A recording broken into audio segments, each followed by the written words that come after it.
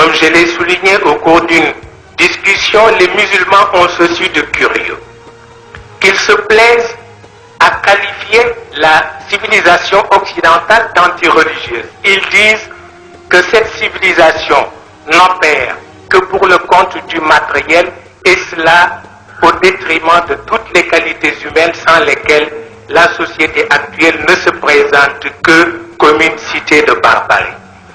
J'ai dit alors qu'à force d'imitation et de compétition, tous les autres continents connaissent la même euphorie pour le bien-être, avec bien sûr moins de franchise et beaucoup plus de maladresse.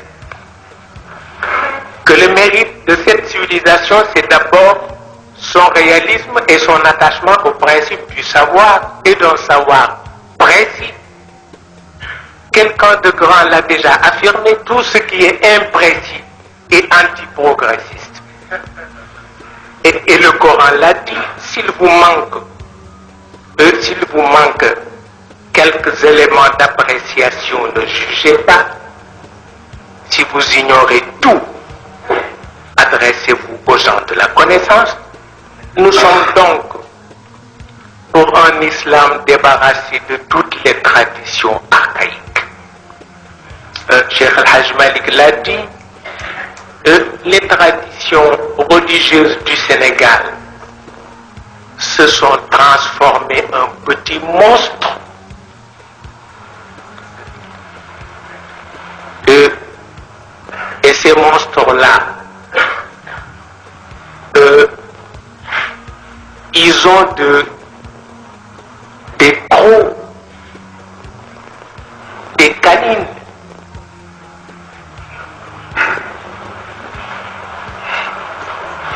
Et il faut avoir le courage de les affronter. Sinon, c'est la religion elle-même qui risque d'être dévorée par ces petits monstres-là. Hein? L'islam risque d'être dévoré par ses propres traditions. Vous voyez cela? Hein?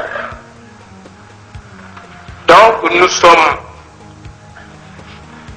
pour un islam épousant les principes auxquels Mahomet s'est toujours déclaré favorable. Bien sûr, nous vivons à une époque où les contradictions semblent amuser les grands esprits. J'ai un ami oriental et musulman qui, après avoir passé une bonne partie de son existence en Europe, et qui, séduit par le mode de vie des Européens, continue de nous mettre en garde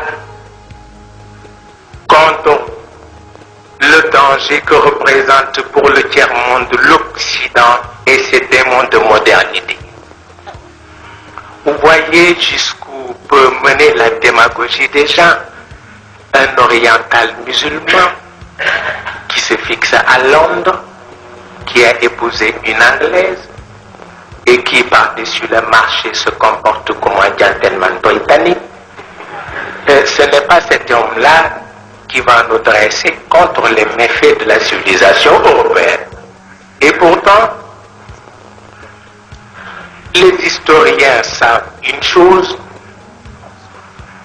que les Occidentaux restent les continuateurs de la mission dont les enfants de l'Orient ont été longtemps les seuls détenteurs. Bamad l'a dit avec juste raison, la direction du monde ne peut être la propriété continuelle d'aucune puissance.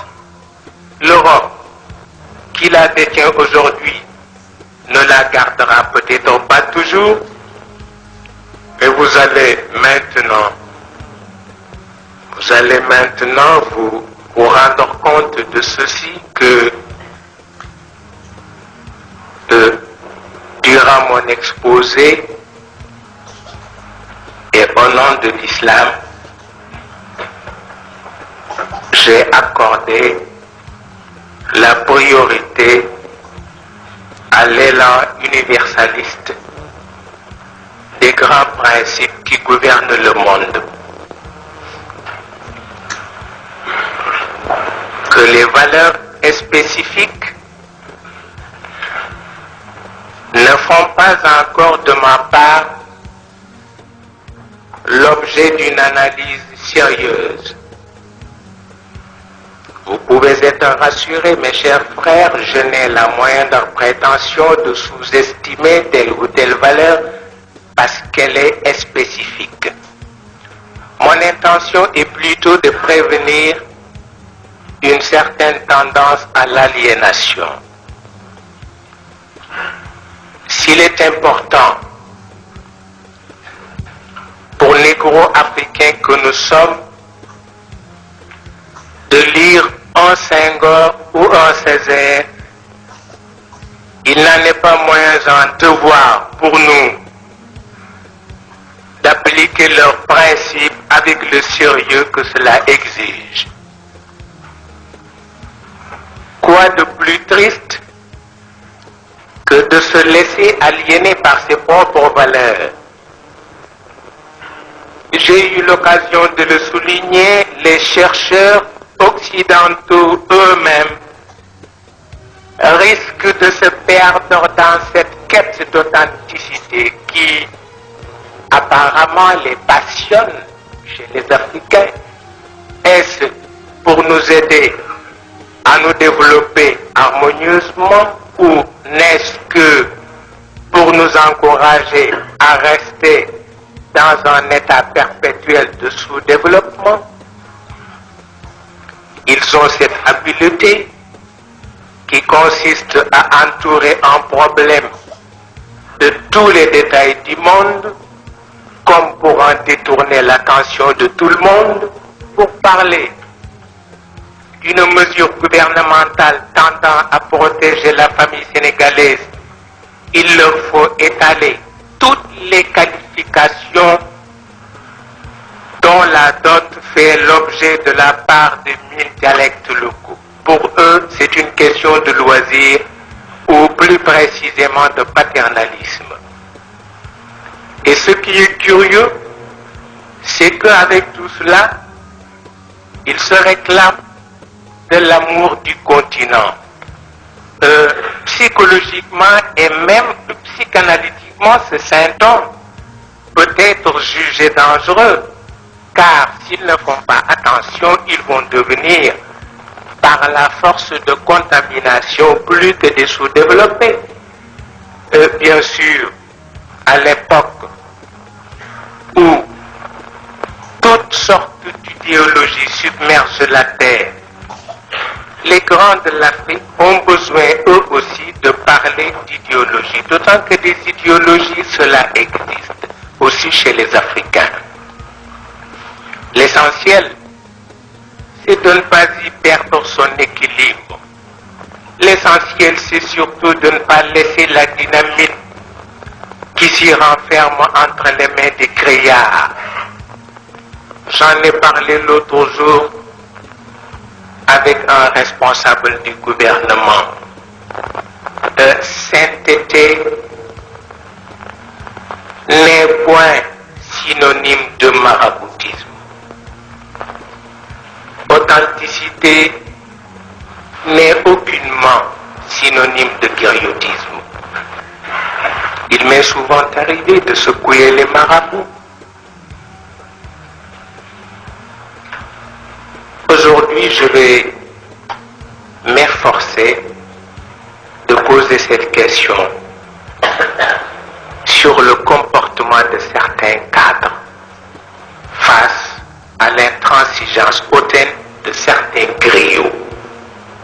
Pourquoi ces cadres ont-ils si peur des tenants du griotisme? L'on ne peut pas ne pas se le demander, d'autant que la logique de ces dispensateurs de gloire est complètement révolue. Nous ne sommes plus à l'époque des Damel et des Bourbas. Mais comment leur reprocher cette attitude alors qu'il s'agit d'une astuce sociale dont le propre est d'éterniser la médiocrité par l'asservissement des grands cerveaux? J'aurais proposé la mise en place d'une brigade spéciale en vue de mettre un terme à ce fléau plus redoutable même que la peste.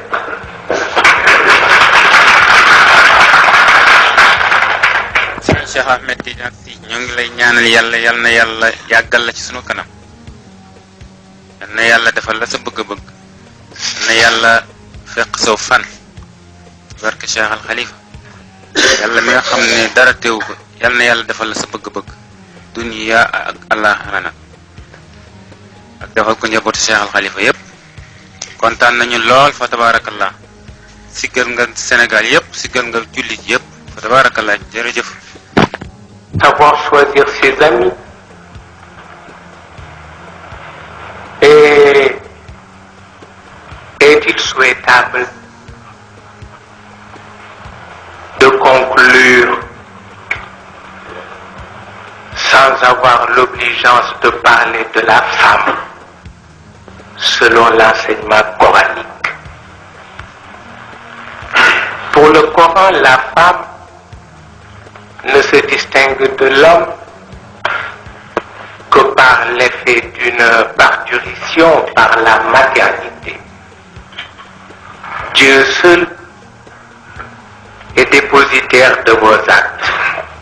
Que vous soyez homme ou femme, il ne saurait rester indifférent à l'égard de vos mérites. Dieu n'entend la vie d'un couple que par la complémentarité. Adam, ou c'est un homme ou c'est un symbole, mais Adam œuvre sans relâche pour la reconquête de l'autre moitié de son moi, incarné par une femme, par la femme. On connaît l'histoire des deux parties formant un grand tout. Religieusement et philosophiquement, cette reconquête de soi pose de nombreux problèmes.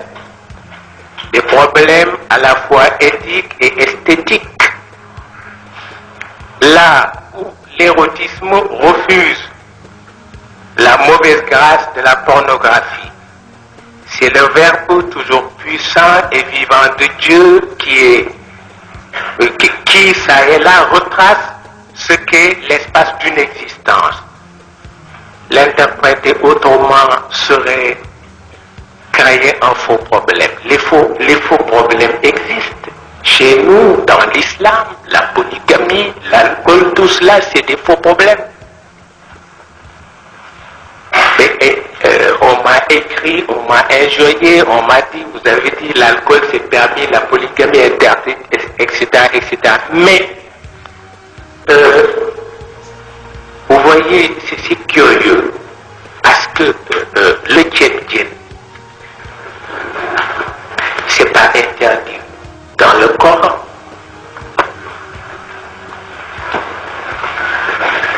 Mais j'ai vu un malade. Monsieur le marabout Cheikh Ahmed Tidiane Sy, c'est nous, vos talibés, qui vous souhaitent que Dieu vous pousse jusqu'à 100 ans. Et nous vous souhaitons, nous aussi, que Dieu vous pousse jusqu'à 100 ans, mieux que ton père, Cheikh Al Khalifa Ababacar Sy. Mais ce qui est valable, biologiquement, peut l'être aussi socialement et même religieusement. C'est toujours ça, au gouvernement, aux responsables, de jouer leur rôle. Ils sont les médecins du pays. L'interpréter autrement serait donc créer un faux problème si le couple, symbolisé par les deux sexes, qui est appelé à marcher d'un commun accord vers les grands objectifs, il ne peut y avoir de sexisme.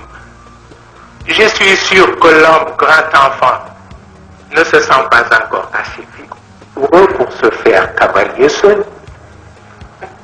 Surtout dans un monde où les grandes questions imposent une certaine coopération entre l'homme et la femme. écoutez-moi bien, je n'ai pas dit entre l'homme et la monture.